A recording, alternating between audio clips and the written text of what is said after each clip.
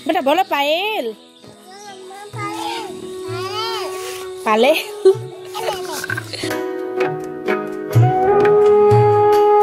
তোমাক মামু করা কছে রে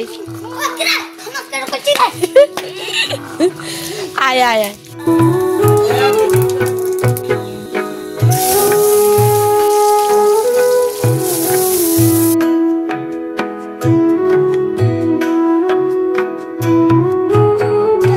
নানু চলে বলো আমার ছোট বাবা চলে এটা আবদা তো বাবা চলে বাবা স্কুলে গেছে বাবা আরে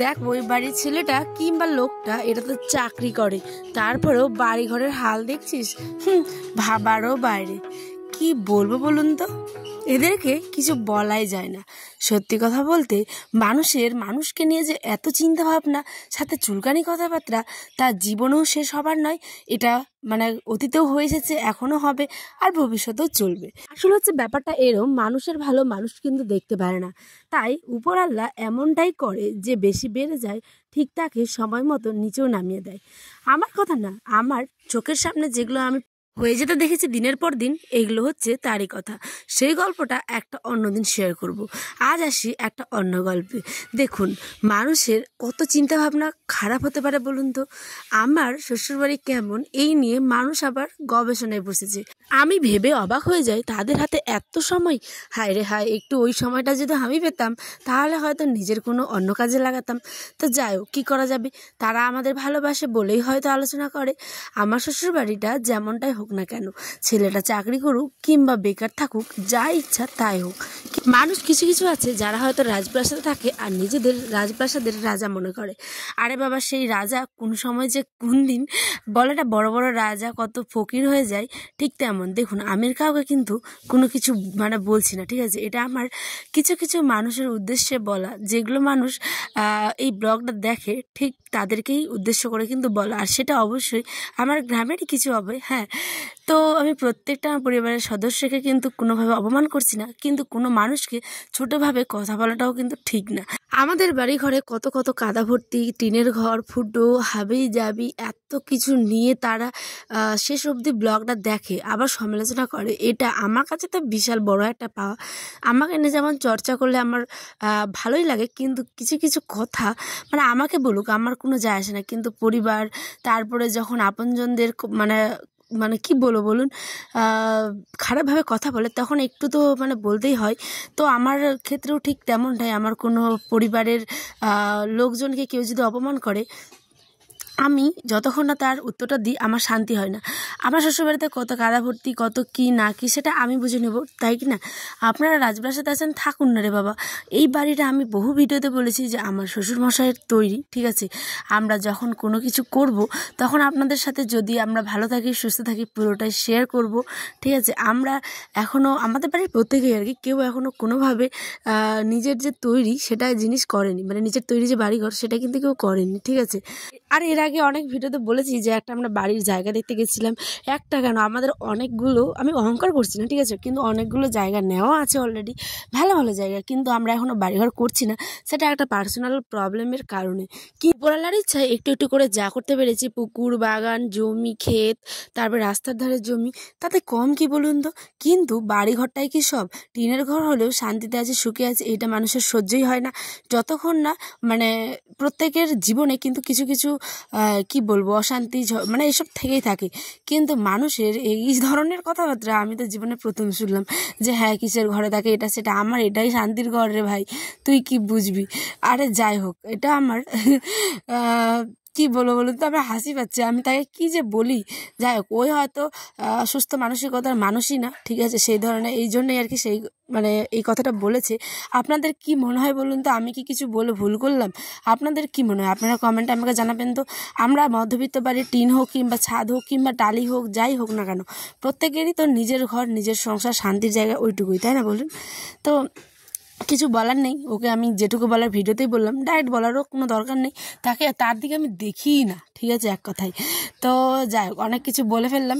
আর ওই যদি এই ব্লগটা দেখে তাহলে তো বুঝতেই পারবে ওই অবশ্যই আমাদের গ্রামেরই, আর আমি জানি সে ব্লগটা দেখবেই, ঠিক আছে। তাই বাড়ি তো আমাদের 2 মাস 3 মাসের মধ্যেই কমপ্লিট হয়ে যেতে পারে ইচ্ছে করলে, কিন্তু আমরা বললাম না, প্রবলেম মানুষের কিছু না কিছু থাকে ব্যক্তিগত, সেটা আমি সোশ্যাল মিডিয়াতে অবশ্যই কিছু ব্যক্তিগত জিনিস শেয়ার করতে পারি না, এটা উচিত নয়, তাই না? প্রত্যেকের মানুষেরই ব্যক্তিগত ব্যাপার স্যাপার থাকে। তো যাই হোক, অনেক কিছু বললাম, আপনারা প্লিজ কেউ কিছু মনে করবেন না, আমি প্রত্যেকের উদ্দেশ্যে কিন্তু বারবার বলছি, এটা বলা নয়, আমি যে বলেছে একজন ঠিক তাকেই বলছি। আর হ্যাঁ, চলুন এখন আয়নের জন্য করব হচ্ছে কি হরলিক্স। সে তো বায়না ধরেছে মা হরলিক্স খাবে বলে, কিন্তু দুধ এখনও দিয়ে যায়নি, আমাদের দুধ দিতে আসে দিদি দুপুরবেলা, তাই ওই এখন সকালের দিকেই ওর আব্বাতে চলে গেল, খাওয়া দাওয়া করে দেখতেই পেলেন রান্নাবাড়ি সমস্ত কিছুটা শেয়ার করলাম, গল্পে গল্পে সমস্ত কাজগুলোও কিন্তু হয়ে গেছে। এখানে আয়নকে একটু জল দিয়ে গুলে দিচ্ছি, গরম জল দিয়ে, সে খেয়ে বেজায় খুশি। আর হরলিক্স থাকতে কিছু চায় না, ওর নানু এনে দিয়েছে হরলিক্স, এখন সকাল দুপুর সন্ধে সমস্তটা খেলে হরলিক্স করবে। এদিকে ঘরটাকে গুছাতে হবে, অনেকটা বেলা হয়ে গেল এই সমস্ত কাজ করতে করতে, আর ভালো লাগছে না। স্নানটাও কিন্তু করে নিয়েছি, ওর আব্বা চলে গেল, আর এখন ঘর গোছাচ্ছি কটায় জানেন? এই তো 10:30 পৌনে 11টা বাজে। এখন প্লেটগুলো ঢুকিয়ে দিব, কারণ বাবা যেদিন এসেছিলো সেদিন মানে খাওয়া দাওয়া প্লেটেই দিয়েছিলাম, থালাতে দিইনি, বলতে স্টিলের থালাতে দিইনি, এগুলো থালাতে দিয়েছিলাম, তাই ওগুলোকে এখন গুছিয়ে ঢুকিয়ে দিচ্ছি। ডাইনিং টেবিল ভালো করে মুছে টুছে পরিষ্কার করে নেব, চটপট কাজগুলো সেরেই যাবো হচ্ছে একটু ঘুমোতে। বাপরে বাবা, আর পারছি না, ক্লান্ত হয়ে পড়েছি, ঘুম থেকে উঠে দেখা হচ্ছে। ওরে বাবা রে, ওরে সাহেবটা আমার রে, আর সোনা বাবাটা, ও সাইকেলটা গেল তাই, ও আয় আয় আয় চালিয়ে আন, সাইকেলটা গেল তাই, আয়নটা আমার বড় হয়ে গেল তো, সোনা বাবাটা। তোমার নানু দিয়েছে এটা গাড়ি? হ্যাঁ, নানু দে।